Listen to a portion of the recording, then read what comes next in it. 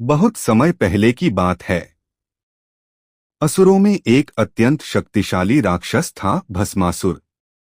वह महत्वाकांक्षी था और चाहता था कि पूरे संसार में उसकी शक्ति का डंका बजे। उसके मन में देवताओं को पराजित कर तीनों लोकों पर राज करने की तीव्र इच्छा थी।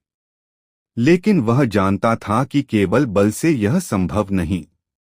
इसलिए उसने भगवान शिव को प्रसन्न करने का निश्चय किया, क्योंकि भोलेनाथ अपने भक्तों को शीघ्र वरदान देने के लिए प्रसिद्ध थे। भस्मासुर एक घने वन में चला गया और कठोर तपस्या करने लगा।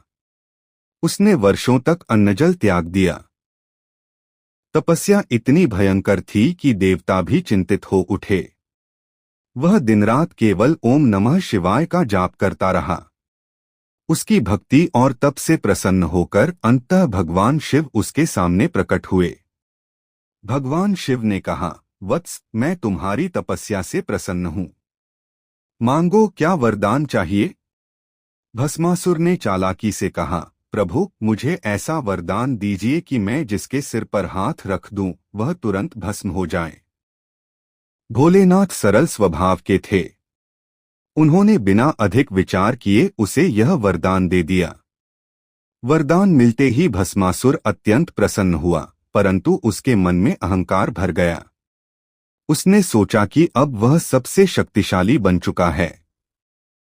अपनी शक्ति की परीक्षा लेने के लिए उसने स्वयं भगवान शिव पर ही यह वरदान आजमाने की ठानी। वह शिवजी की ओर बढ़ा और बोला, प्रभु, मैं देखना चाहता हूं कि आपका दिया वरदान सच में काम करता है या नहीं।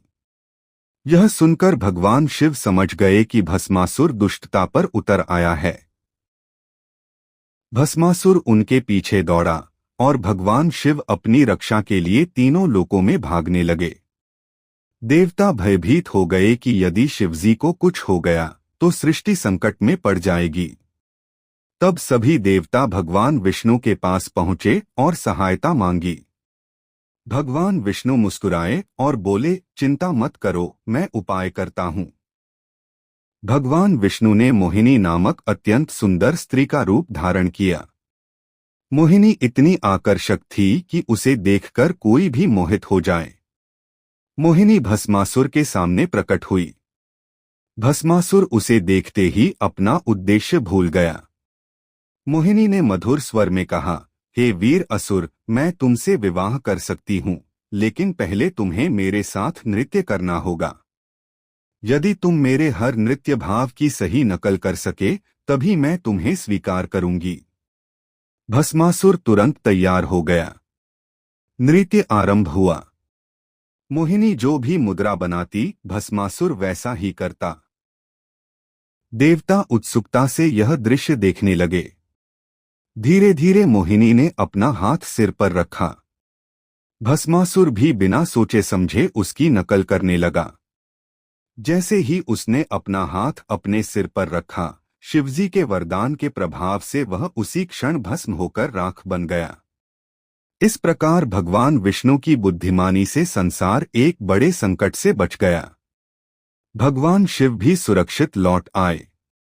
देवताओं ने प्रसन्न होकर विष्णु और शिव दोनों की स्तुति की।